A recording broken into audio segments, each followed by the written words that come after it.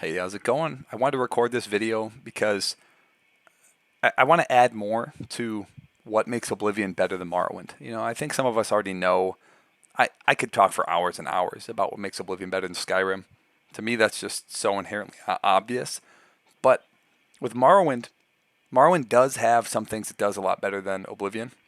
But certain things that people complain about, like the leveling system in particular, it's really what I'm going to harp on a lot today. People think that makes Oblivion worse, but I think what Frostbreak did here really highlights why it's better. So let's just watch something together really quick. So this is just a random YouTuber. I mean, he's way more popular than me. He's a YouTuber. He's playing this game for the first time ever. He has no idea what he's doing. And he wants to use bound bow. So here, let's watch together.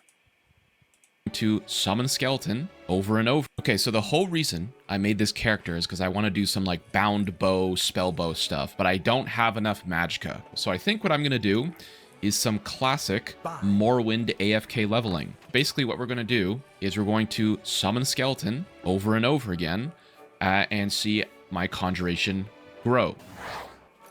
See, I've almost went up a full level.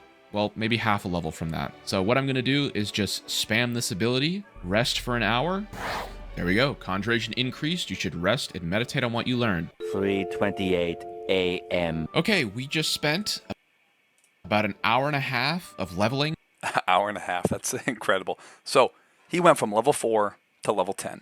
And if you've played Oblivion before, you know that he just increased the power of the world by 6 levels, but he didn't really increase his own player power. He increased his conjuration skill, and his attributes at level up would just be intellect. He'd get a +5 to int for every level. So he would gain a little bit of magicka there.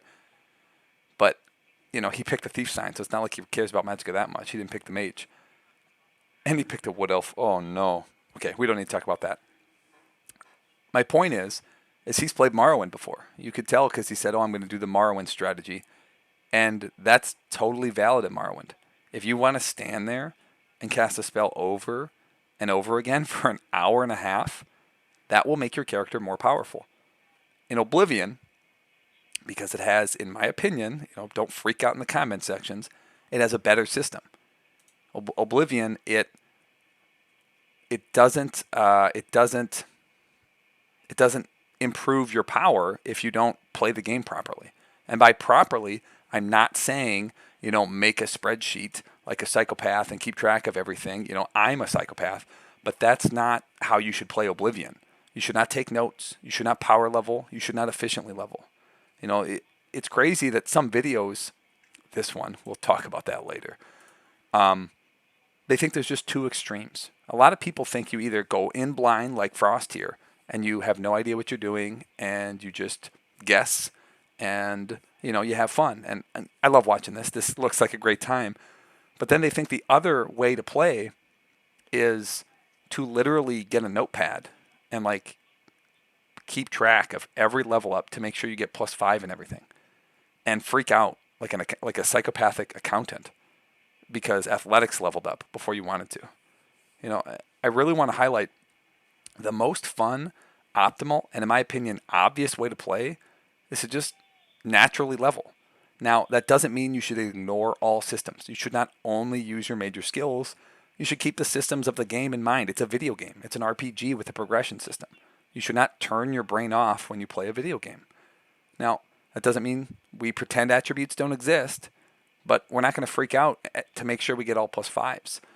So I made this silly little spreadsheet. Here, let's zoom in a little bit. Slide over here. Don't look at the right there. So if I just pick a build, we could switch anything we want. It doesn't matter. Maybe instead of alteration, I'll say restoration here, and I'll say alteration here. It really doesn't matter. This could become blunt, and that could become blade. Don't make one of these hand-to-hand. Don't make one of these speechcraft. There's some obviously bad choices, but overall, any of these could go up there and be fine. If you've played this a lot, you should not pick all 3 endurance skills because it'll be hard to level endurance. So you can pick up to 2 of them. Your major skills level way faster. So the way to play is to use all 7 of these, but to also use other skills that come up in natural play.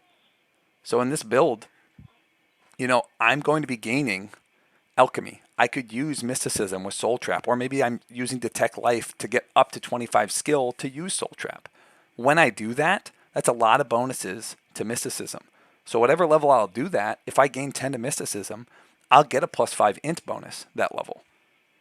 Maybe another level I make a bunch of potions and I gain 10 levels in alchemy. I'll get a +5 int bonus. That should be easy.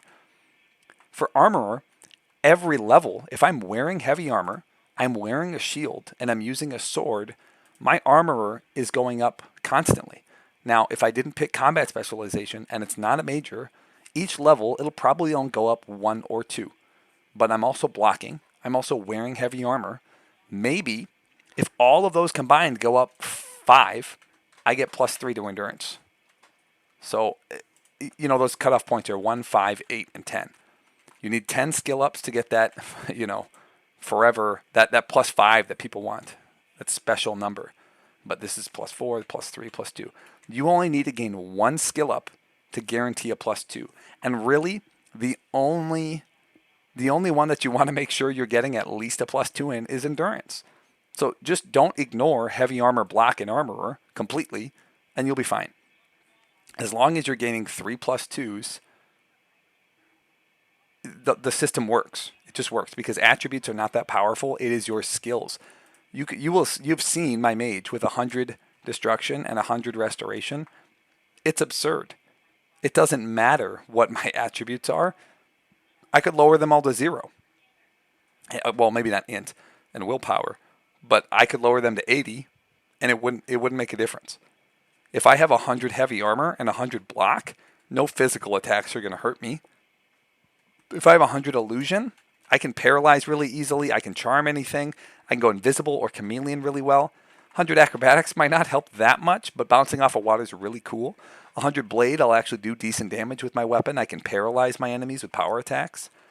100 alchemy is insanely powerful. It'll just make you beat the game. 100 alteration, really powerful shield spells, really powerful feathers. I could go on, but it is skills, not attributes, that make your character powerful in Oblivion. And that's why the leveling system is so nice. Because instead of thinking of it as I'm punished for not efficiently leveling because I don't get all these +5s to my attributes, you should think of it as I'm rewarded for using my majors because they level up so quickly, giving me access to insane power. And if I happen to use some minors along the way, I get a little bonus attribute. I get a little bonus to int because I did alchemy. And, you should do your minors too. It's okay that alchemy didn't get to 100 right away because it's a minor. It's alchemy. It's not a big deal. And if you really wanted that skill at 100, well, put that as your major, and put something else as the minor. Obviously I should switch speed and int there. You'll still jump around, so you could still level your speed. And you could still use mysticism or conjuration if you want to level your int. And this, every now and then, because strength is the one where the 3 skills are blade, hand-to-hand, and blunt. Strength is the one skill where it's like it doesn't make sense to use the other skills tied to that attribute. If you're using a blade, why would you switch to a blunt weapon or hand-to-hand? I think that is one flaw in the system. But literally, you could go to a trainer and level 5 hand-to-hand, or you could go punch mud crabs for 5 minutes every now and then. You don't need to get 100 strength right away.